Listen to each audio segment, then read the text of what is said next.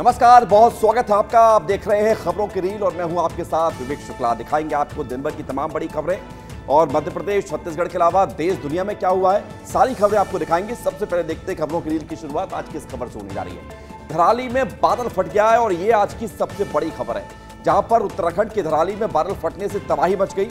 घर ताश के पत्तों की तरह गिरते हुए, बहते हुए नजर आए हैं। 1:30 बजे जो हादसा हुआ उसकी कई तस्वीरें अब तक सामने आ चुकी हैं। खीर गंगा नदी के जल ग्रहण क्षेत्र में बादल फटने से नाले का जलस्तर अचानक बढ़ गया, जिसके साथ भारी मात्रा में मलबा और पानी तेजी से पहाड़ों से नीचे की ओर बस्तियों में घुस आया। इस विनाशकारी बाढ़ ने धराली बाजार और आसपास के क्षेत्र में करीब 20 से 25 होटल, होम स्टे और घरों को पूरी तरह से तबाह कर दिया। स्थानीय लोगों के अनुसार 10 से 12 मजदूरों सहित कई लोगों के मलबे में दबने या फिर बहने की आशंका जताई जा रही है। खीर गंगा के तट पर स्थित प्राचीन कल्प केदार मंदिर भी मलबे की चपेट में आ गया। इस आपदा से इलाके में दहशत का माहौल है। लोग अपने घरों को छोड़कर सुरक्षित स्थानों पर भाग गए। जिला आपदा प्रबंधन टीम शार्दुल गुसाई ने बताया है कि पुलिस, एसडीआरएफ, सेना और अन्य आपदा प्रबंधन की टीमें राहत और बचाव कार्य के लिए मौके पर पहुंच चुकी हैं। उत्तराखंड के मुख्यमंत्री पुष्कर सिंह धामी ने भी इस घटना पर चिंता जताते हुए अधिकारियों को तत्काल बचाव कार्य और प्रभावितों को हर संभव मदद देने की निर्देश दिए गए हैं। अगली रील है सीहोर से, जहां पर कुबेरेश्वर धाम मंदिर में भगदड़ में 2 श्रद्धालुओं की मौत हो गई और 3 लोग घायल हो गए। अत्यधिक भीड़ और अव्यवस्थित प्रबंधन के चलते ये भगदड़ हुई। एक अधिकारी ने बताया है कि घटना दोपहर करीब 12 बजे हुई, जब बड़ी संख्या में श्रद्धालु कांवड़ यात्रा में शामिल होने के लिए इकट्ठा हुए थे। कुबेरेश्वर धाम प्रसिद्ध धार्मिक उपदेशक पंडित प्रदीप मिश्रा से जुड़ा हुआ है। प्रत्यक्षदर्शियों के अनुसार बुधवार को कांवड़ यात्रा होनी है, जिसके लिए बड़ी संख्या में श्रद्धालु पहुंचे थे। उन्होंने बताया कि अधिक भीड़ के चलते झड़प हो गई, जिसमें 2 लोगों की मौत हो गई और 3 अन्य लोग घायल हो गए। तस्वीर आप देखिए, हम लोग इस वक्त कुबेरेश्वर धाम के अंदर हैं और देखिए इस धाम के पीठाधीश्वर जो हैं अंतर्राष्ट्रीय कथावाचक और जाने माने पंडित प्रदीप मिश्रा हैं, जिनको आपने कभी न कभी टेलीविजन स्क्रीन पर जरूर देखा होगा। और देखिए कल भव्य कांवड़ यात्रा निकलने वाली है और इस कांवड़ यात्रा की अगुवाई जो है पंडित प्रदीप मिश्रा करेंगे और उनके साथ लाखों की संख्या में श्रद्धालु जो है इस कांवड़ यात्रा में शामिल होंगे। मध्य प्रदेश के उप नेता प्रतिपक्ष और कांग्रेस के विधायक हेमंत कटारे की मुश्किलें फिर से बढ़ सकती हैं, क्योंकि रेप के पुराने मामले में फिर से एक बार जांच शुरू होने जा रही है। सुप्रीम कोर्ट ने इस मामले में अहम फैसला सुनाते हुए जांच की निगरानी भोपाल रेंज के डीआईजी स्तर के अधिकारी को सौंपी है, जिसके बाद उमंग सिंघाड़ ने अपनी प्रतिक्रिया भी दी है। उन्होंने कहा है कि हेमंत कटारे के खिलाफ अभी तक कोई दोष सिद्ध नहीं हुआ है, इसलिए इस मामले में निष्पक्ष और पारदर्शी जांच होनी चाहिए। सुप्रीम कोर्ट ने जो निर्देश दिए उस पर मैं टिप्पणी करना नहीं चाहता, लेकिन मैं ये कहना चाहूँगा कि सरकार जाँच को प्रभावित न करे, राजनीतिक रूप से प्रभावित न करे, निष्पक्ष जाँच हो। तो वही भगवान दास सबनानी ने भी कहा है कि मुझे लगता है कि कोर्ट पर भरोसा रखना चाहिए।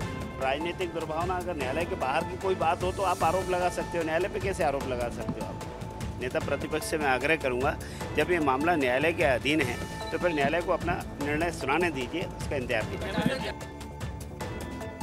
एनडीए के सांसदों ने मंगलवार को संसद में प्रधानमंत्री नरेंद्र मोदी का जोरदार स्वागत किया। ऑपरेशन सिंदूर और ऑपरेशन महादेव की सफलता के बाद हर तरफ हर हर महादेव के नारों के साथ सम्मानित किया गया।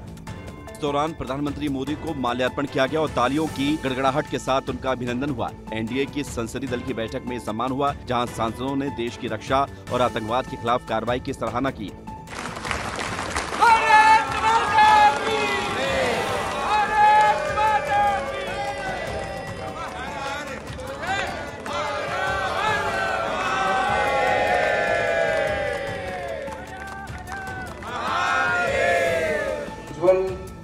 देवराव निकम एक बहुत ही प्रसिद्ध वकील है। बैठक में गृह मंत्री अमित शाह, रक्षा मंत्री राजनाथ सिंह और भाजपा अध्यक्ष जेपी नड्डा समेत कई वरिष्ठ नेता मौजूद थे। ये कार्यक्रम संसद के मॉनसून सत्र के दौरान हुआ, जहां विपक्ष के विरोध के बीच भी एनडीए ने अपनी एकता दिखाई। और बड़ी बात यह है कि ऑपरेशन सिंदूर को लेकर पीएम मोदी को सम्मानित भी किया गया। खबरों की रील में अगली रील कौन सी देख लेते हैं। विधानसभा में ग्वालियर किले का मुद्दा उठा है। ये तस्वीर मध्य प्रदेश से है, जहां पर विधानसभा में ग्वालियर किले को लेकर मुद्दा उठा है। यहां पर किले में होटल बनाने को लेकर जो प्रस्ताव की चर्चा चल रही थी, उसका विरोध किया गया। विधानसभा में प्रश्नकाल खत्म होने के बाद ध्यानाकर्षण की शुरुआत हुई, जहां बीजेपी विधायक अभिलाष पांडे ने ग्वालियर किले में होटल खोले जाने के प्रस्ताव को लेकर ध्यानाकर्षण लगाया। उन्होंने कहा कि इस किले में सिखों का पवित्र स्थल गुरुद्वारा दाता बंदी छोड़ है और पुराने शासकों की छतरियां भी हैं। अभिलाष पांडे ने जोर देकर कहा कि इन ऐतिहासिक स्थलों को बचाकर रखना हमारी जिम्मेदारी है और इस किले में किसी भी हाल में होटल नहीं खुलना चाहिए। उन्होंने ग्वालियर किले की ऐतिहासिक पहचान पर प्रकाश डाला और कहा कि कई राजवंशों ने इस किले पर शासन किया और इसके निर्माण में अपना योगदान दिया। ग्वालियर का किला हमारा एक ऐतिहासिक किला है और उस किले में वर्षों की वहाँ की विरासत है। और जिस तरह से 6वीं शताब्दी के बारे में बताया जाता है कि ग्वालियर किला कब से बना, वहाँ पर सिखों का भी।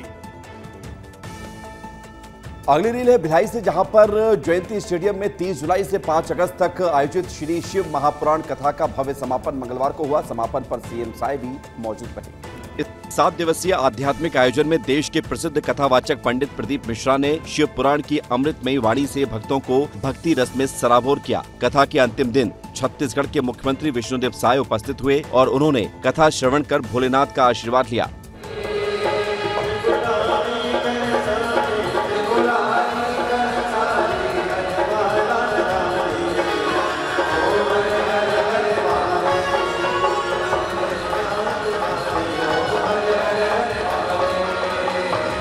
मुख्यमंत्री विष्णुदेव साय ने कहा कि सावन का पवित्र माह चल रहा है और इस माह में शिव कथा का आयोजन होना अत्यंत पुण्यदायी है। उन्होंने समस्त छत्तीसगढ़ वासियों को सावन की बधाई दी और प्रदेश के सुख, शांति और समृद्धि की कामना की।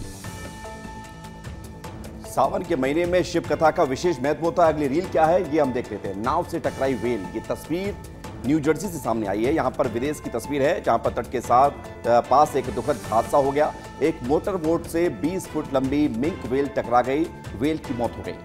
ये टक्कर इतनी जोरदार थी कि नाव पर सवार व्यक्ति पानी में गिर गया और नाव भी पलटते पलटते बची। वीडियो में साफ दिख रहा है कि कैसे अचानक एक व्हेल मोटरबोट के नीचे आ गई और टकराते ही मोटरबोट का बैलेंस बिगड़ गया। घटना उस समय हुई जब कुछ लोग नाव में बैठकर समुद्र की सैर कर रहे थे। मौसम भी साफ था और समुद्र में लहरें सामान्य थीं। इसी दौरान अचानक नाव एक बड़ी व्हेल से टकरा गई जो पानी की सतह के करीब तैर रही थी। टक्कर इतनी जोरदार थी कि व्हेल की मौके पर ही मौत हो गई। टक्कर लगने के बाद नाव बुरी तरह से हिल गई और उसमें बैठे एक व्यक्ति का संतुलन भी बिगड़ गया और वो सीधे पानी में गिर गया। नाव पर मौजूद अन्य लोगों ने तुरंत उसकी मदद की और उसे सुरक्षित बाहर निकाला। गनीमत रही कि किसी को गंभीर चोट नहीं आई, लेकिन घटना ने समुद्री जीवों की सुरक्षा को लेकर भी सवाल खड़े कर दिए हैं। स्थानीय अधिकारियों ने मामले की जांच शुरू कर दी है ताकि हादसे के कारणों का पता लगाया जा सके।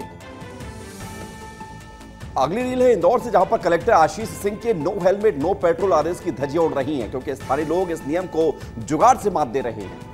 1 अगस्त से लागू इस नियम के तहत बिना हेलमेट के दोपहिया वाहन चालकों को पेट्रोल देने पर रोक लगी है, लेकिन इंदौर के लोग अनोखे तरीके अपना रहे हैं। मालवीय पेट्रोल पंप पर एक दूध विक्रेता ने हेलमेट की जगह दूध की टंकी का ढक्कन ही सिर पर रखकर पेट्रोल भरवाने की कोशिश की, जिसका वीडियो सोशल मीडिया पर वायरल हो गया। बाद में उसने टूटा हुआ हेलमेट लाकर पेट्रोल लिया। वहीं भाटिया पेट्रोल पंप पर कुछ युवा 10-20 रुपए में हेलमेट को ही किराए पर दे रहे हैं, जिससे लोग पेट्रोल भरवा रहे हैं। इस नियम के लागू होने के बावजूद भी कई लोग बिना हेलमेट के पेट्रोल पंप पहुंच रहे हैं, जिससे कर्मचारियों ग्राहकों के बीच बहस भी हो जाती है। एक अन्य घटना में 3 युवकों ने हेलमेट न होने पर पेट्रोल पंप पर जलती हुई माचिस फेंकी और कर्मचारी को चाकू दिखाकर धमकाया, जिसके बाद पुलिस ने उसे गिरफ्तार किया। कलेक्टर ने साफ किया है कि सड़क सुरक्षा के लिए नियम सख्ती से लागू रहेगा।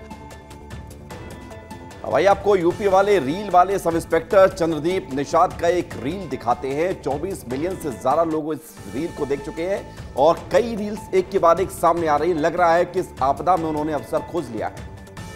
इसमें वह अपनी दोनों बेटियों के साथ छत से गंगा जी में छलांग लगाते हुए दिख रहे हैं। यूपी पुलिस का एक चेहरा इन दिनों सोशल मीडिया की दुनिया में खूब चर्चा बटोर रहा है। ये कोई विशेष ऑपरेशन या इनामी बदमाश की गिरफ्तारी के लिए नहीं, बल्कि बाढ़ के पानी में डूबे घर में रील बनाने को लेकर है। बात हो रही है प्रयागराज वाले सब इंस्पेक्टर चंद्रदीप निषाद की। उनके एक के बाद एक 4 वीडियो सोशल मीडिया पर वायरल हो गए। अब उन्होंने घर की छत से अपनी 2 बेटियों के साथ गंगा में छलांग लगाने वाला वीडियो पोस्ट किया है और कहा है कि हमारी छोरियां छोरों से कम है क्या, जय गंगा मैया। बालकनी से छलांग लगाने वाले वीडियो को तो 24 मिलियन से ज्यादा लोगों ने फेसबुक पर देखा था। इसके अलावा दूसरे प्लेटफॉर्म पर भी ये वीडियो खूब देखे जा रहे हैं। बाढ़ वाले वीडियो वायरल होने के बाद उनके कई पुराने वीडियो भी सामने आए हैं। कुछ वीडियो पुलिस की वर्दी में है तो कुछ बिना वर्दी के। चंद्रदीप निषाद का घर प्रयागराज के दारागंज क्षेत्र में है, जहां बाढ़ का पानी सामान्य जनजीवन को अस्त व्यस्त कर चुका है।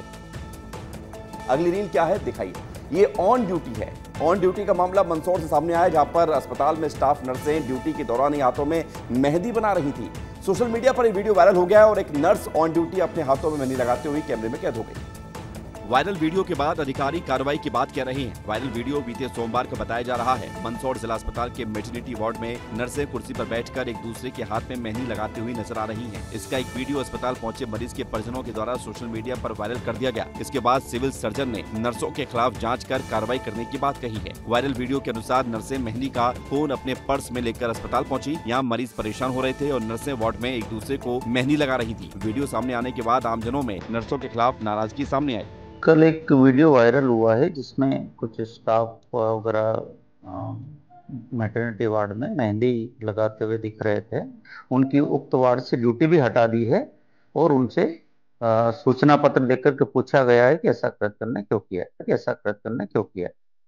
अगली रील है वाराणसी से, जहां पर गंगा का जलस्तर बढ़ने से शहर के निचले इलाकों में बाढ़ जैसे हालात बन गए, लेकिन लोगों से उनकी शराब की लत नहीं छूट रही। लगातार हो रही बारिश और बढ़ती गंगा की धारा के चलते गलियों में पानी भर गया है। घरों, दुकानों और सड़कों पर पानी का सैलाब देखने को मिल रहा है। लोगों को रोजमर्रा की जिंदगी में काफी परेशानी झेलनी पड़ रही है। इन्हीं मुश्किल हालातों के बीच सोशल मीडिया पर एक अनोखा वीडियो तेजी से वायरल हो रहा है, जो वाराणसी के ही एक इलाके का बताया जा रहा है। इस वीडियो में कुछ युवक नाव से एक शराब की दुकान पर पहुंचते हैं। दुकान पूरी तरह से पानी में डूबी हुई है, लेकिन ठेका जुगाड़ से खुला हुआ है। उत्तर प्रदेश के वाराणसी में गंगा नदी का जलस्तर लगातार बढ़ने से शहर के निचले इलाकों में बाढ़ जैसे हालात बन गए हैं। इस वीडियो में कुछ युवक नाव से एक शराब की दुकान पर पहुंचते हुए दिख रहे हैं, जो बाढ़ के पानी से घिरी हुई है। देखिए गाइस, सब डूब गया है, बस ठीका नहीं डूबा है। हम लोग नैया लेने आए हैं दारू। शराब की लती ऐसी है, इसको ढूंढने के लिए लोग न जाने कहां पहुंच जाते हैं। तस्वीर हमने आपको दिखा दिया, रील क्या है ये भी दिखा देते हैं। इससे जज्बे को सलाम है। जी हाँ, सलाम कीजिए सुल्तानगंज स्टेशन से, जहां पर एक तस्वीर सामने आई है। रेलवे सुरक्षा बल के एक जवान ने ऐसा जज्बा दिखाया जिसे देखकर आप भी कहेंगे वाह क्या बात है। सुल्तानगंज के रेलवे सुरक्षा बल के एक जवान ने अपनी जान की परवाह न करते हुए एक 60 वर्षीय बुजुर्ग की जिंदगी बचा ली। ये घटना तब हुई जब कवि गुरु एक्सप्रेस ट्रेन प्लेटफॉर्म से धीरे धीरे आगे बढ़ रही थी और बुजुर्ग अचानक फिसलकर चलती ट्रेन और प्लेटफॉर्म के बीच की खाई में गिरने वाले थे। मिशन जीवन रक्षा के तहत काम कर रहे इस जवान ने अपनी सूझबूझ और फुर्ती का परिचय देते हुए तुरंत कार्रवाई की। उन्होंने तेजी से बुजुर्ग को पकड़ा और सुरक्षित स्थान पर खींच लिया, जिससे एक बड़ा हादसा टल गया। इस बहादुरी से भरे हुए कार्य ने न केवल एक अनमोल जिंदगी को बचाया, बल्कि रेलवे कर्मचारियों की सतर्कता और समर्पण को भी उजागर किया है। मिशन जीवन रक्षा भारतीय रेलवे की एक विशेष पहल है, जिसका उद्देश्य यात्रियों की सुरक्षा सुनिश्चित करना है। इस घटना के बाद स्टेशन पर मौजूद यात्रियों और स्थानीय लोगों ने जवान की साहसिक कार्रवाई की जमकर तारीफ की। ये घटना अन्य रेल कर्मचारियों के लिए भी प्रेरणा का काम करेगी। खबरों की रील में आप बात रील की करेंगे, क्योंकि रील के लिए आदमी कुछ भी कर दे रहा है। हरियाणा के गुरुग्राम में तो हद ही पार हो गई, जहां पर एक युवक ने रील बनाने के लिए सड़क पर जाम लगा दिया। 10 से 15 गाड़ियों के चलते वहां पर जाम लगा दिया गया। उसके बाद जो हुआ वो आप देख लीजिए। ये घटना रविवार शाम सेक्टर 108 के शोभा सिटी के पास हुई, जहां करीब 15 कारों में सवार युवकों ने सड़क को करीब 10 मिनट तक बंद रखा। इस दौरान सायरन बजाने और सड़क के बीच कारें खड़ी कर रील बनाने से अन्य यात्री परेशान हुए। सभी गाड़ियों में सबसे आगे काले रंग की एक लग्जरी गाड़ी है, जिसके दाएं बाएं और पीछे कई गाड़ियों को खड़ी कर वीडियो बनाया जा रहा है। कारों में कुछ युवक खिड़कियों पर बैठे हैं तो कुछ सनरूफ से बाहर निकलकर खड़े हैं। हालांकि इस मामले में पुलिस का कहना है कि उन्हें इसे लेकर कोई शिकायत नहीं मिली है। इस घटना का 2 मिनट 23 सेकंड का एक वीडियो सामने आया है, जिसे शोभा सिटी की बिल्डिंग से बनाया गया है। वीडियो में दिख रहा है कि करीब 15 गाड़ियां रोड जाम कर खड़ी हैं और उन सभी के इंडिकेटर जल रहे हैं। साथ ही सभी गाड़ियों के हॉर्न और सायरन बज रहे हैं। करीब 10 मिनट तक बीच सड़क पर यही ड्रामा चलता रहा। अगली रील है छत्तीसगढ़ के कोरबा से, जहां पर हाथी उत्पात मचा रहे हैं। जिले में जंगली हाथियों का आतंक लगातार बढ़ता जा रहा है, जिसने ग्रामीणों की नींद उड़ा दी है। दुमुरा और तौलीपाली गांव में बीती रात 20 से 25 हाथियों के एक झुंड ने रिहायशी इलाकों में घुसकर जमकर उत्पात मचाया। इस दौरान हाथियों ने 3 घरों को निशाना बनाया, मकानों की दीवारें तोड़ दी, छप्पर उखाड़ दिए और घरों में रखे अनाज और अन्य सामान को तहस नहस कर दिया। इस घटना से गांव में दहशत का माहौल है। कई ग्रामीण अपनी जान बचाने के लिए घर छोड़कर भागने को मजबूर हुए। हाथियों के इस उत्पात का एक वीडियो भी सामने आया है, जो सोशल मीडिया पर तेजी से वायरल हो रहा है। वीडियो में साफ देखा जा सकता है कि कैसे विशालकाय हाथी मकानों को ध्वस्त कर रहे हैं, जिससे ग्रामीणों में भय और आक्रोश दोनों हैं। वन विभाग के अधिकारियों के अनुसार ये झुंड भोजन की तलाश में जंगल से निकलकर गांव की ओर आ रहा है। बारिश के मौसम में फसलों और महुआ की सुगंध के चलते हाथी रिहायशी इलाकों की ओर आकर्षित हो रहे हैं। ग्रामीणों ने बताया है कि इस तरह की घटनाएं आए दिन हो रही हैं, जिससे उनकी जिंदगी खतरे में पड़ गई है। अगली रील है अनूपपुर से, जहां पर धनगमा जलाशय बरसात के दिनों में लबालब हो जाता है, जिससे चटुआ गांव की कच्ची सड़क कीचड़ में तब्दील हो जाती है। लगभग 3 किलोमीटर तक का ये मार्ग दलदल युक्त हो जाता है और इसी रास्ते से माध्यमिक और हाई स्कूल की शिक्षा पाने के लिए बच्चों को मझगमा पहुंचना पड़ता है। बच्चे हाथ में चप्पल और सर पर बस्ता रखकर स्कूल पहुंचने को मजबूर रहते हैं।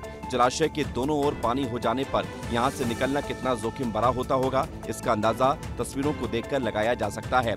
बच्चों को स्कूल तक पहुँचाने के लिए अभिभावकों को कैसी जद्दोजहद करनी पड़ती है, ये भी आप साफ तौर पर देख सकते हैं।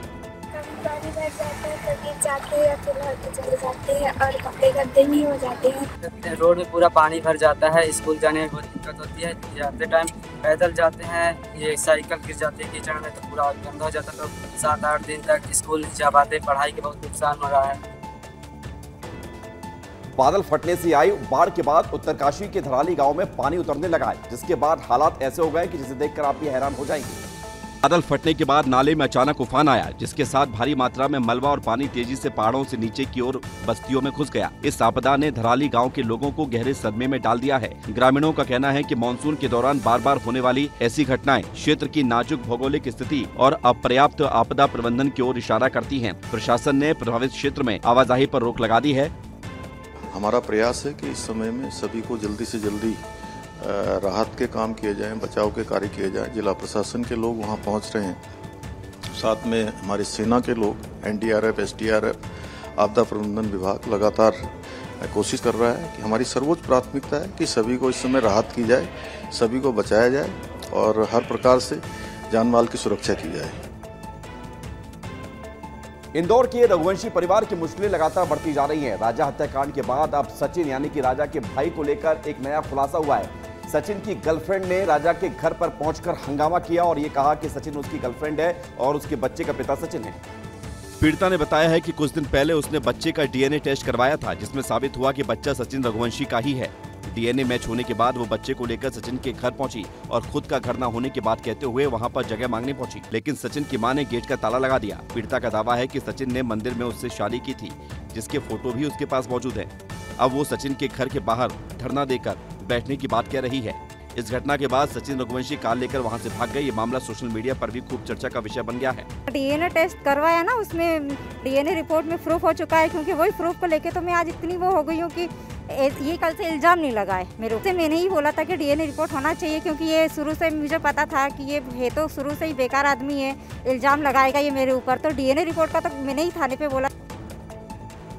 तो डीएनए रिपोर्ट मैच होने के बाद ये दावा किया गया। अगली रील क्या है वो दिखाते हैं आपको। एम्बुलेंस से शव फेंका गया, बहुत शर्मनाक तस्वीर सामने आई है। दिल दहला देने वाली ये तस्वीर है गोंडा देहात कोतवाली क्षेत्र के बालपुर जाट गांव की, जहां पर उत्तर प्रदेश में चलती एम्बुलेंस में शव को सड़क पर फेंक दिया गया।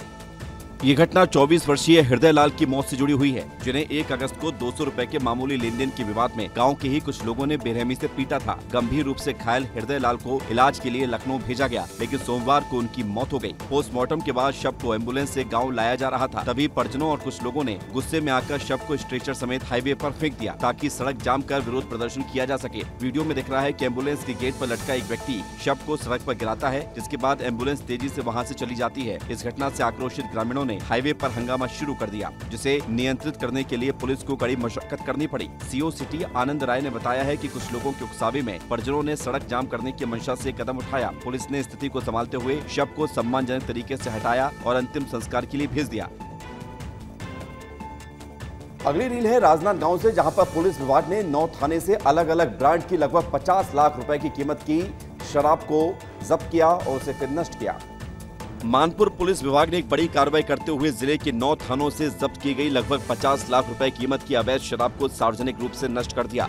मोहला के पुलिस अधीक्षक यशपाल सिंह ने बताया है कि यह शराब जिले के कई इलाकों से अवैध बिक्री और परिवहन के दौरान जब्त की गई थी। इसमें देसी महुआ शराब के साथ साथ विभिन्न ब्रांडों की शराब भी शामिल थी, जिसकी कुल अनुमानित कीमत लगभग 50 लाख रुपए है। इस कार्रवाई के दौरान एसपी यशपाल सिंह, राजस्व विभाग के अधिकारी और स्थानीय पुलिस बल की टीम मौजूद रही। पुलिस ने बताया कि यह अभियान अवैध शराब के कारोबार पर नकेल कसने के लिए चलाया गया था। एसपी ने कहा कि ऐसी कार्रवाइयां भविष्य में भी जारी रहेंगी, ताकि जिले में अवैध शराब की बिक्री पर और तस्करी को पूरी तरह से रोका जा सके। इस दौरान जब्त शराब को नष्ट करने की प्रक्रिया कोर्ट के आदेशों के अनुसार की गई। स्थानीय लोगों ने इस कार्रवाई की सराहना की। अगली रील है शहडोल से, जहां पर शहर के व्यस्ततम इलाके गांधी चौक के समीप भीषण आग लग गई। भारतीय प्रेस, हरियाणा हैंडलूम और अन्य व्यावसायिक प्रतिष्ठानों को इस आग ने अपनी चपेट में ले लिया। इससे करोड़ों रुपए तक की संपत्ति के नुकसान का अनुमान है। हालांकि घटना की जानकारी मिलते ही मौके पर पहुंची दमकल की टीम ने आग पर काबू पा लिया और आग के अंदर फंसे 5 लोगों का सफल रेस्क्यू करके इन्हें बाहर निकाल लिया गया। सब पीछे करो, सबको पीछे कराओ। हालांकि आग लगने का कारण अब तक अज्ञात है, लेकिन शॉर्ट सर्किट से आग लगने की आशंका जताई जा रही है।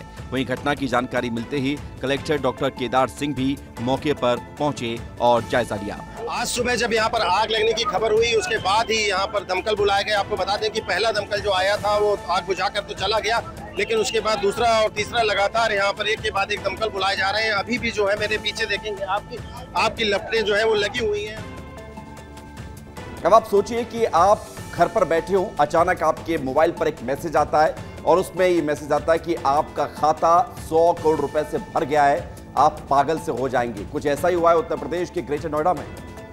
राजधानी दिल्ली से सटे नोएडा में 20 साल के एक लड़के के बैंक खाते में अचानक बहुत सारे रुपए आ गए। ये रकम इतनी बड़ी थी कि इसे गिनना भी मुश्किल है। ये रकम इतनी ज्यादा है कि इसमें 37 अंक है। लोगों का कहना है कि दीपक नाम का ये लड़का भारत और एशिया का सबसे बड़ा रईस मुकेश अंबानी से भी ज्यादा बड़ा सेठ हो गया।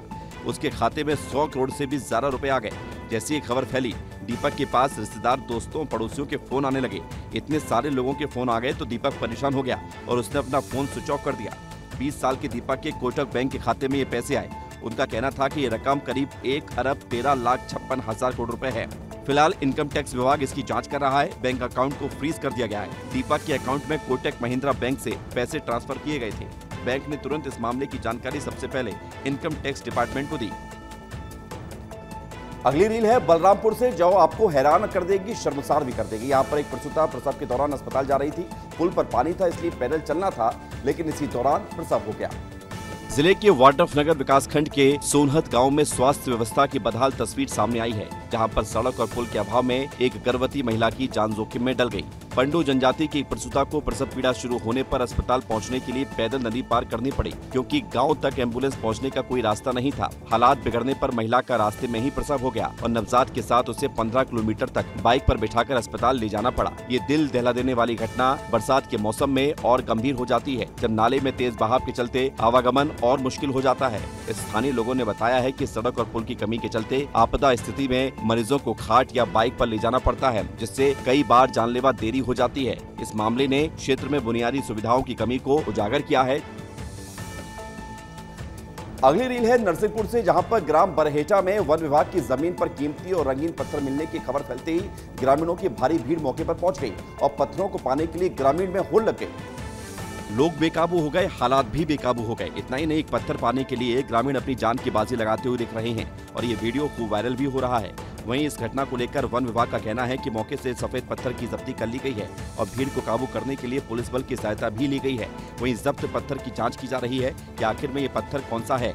ग्रामीणों को वन विभाग ने इस जगह पर जाने से रोक दिया गया है। तो कई गांव वालों को 2-3 दिन पहले कुछ लोग बोल रहे हैं कि रंगीन पत्थर है, कुछ जो हम लोगों ने जब्ती बनाई है वो वाइट कलर के पत्थर की जब्ती की गई है, तो वो कुछ आर्टिफिशियल टाइप के भी पत्थर लग रहे हैं। इनके बारे में गांव वालों में भगदड़ मची हुई है। मिथिक टाइप की घटना लग रही है। जो गांव वालों में ऐसा मिथिक फैला हुआ है कि जो बहुमूल्य पत्थर है, इनको महंगी 4-5 हज़ार के रुपए में ऐसा बेचा गया है, ऐसा गाँव वालों का बताना है।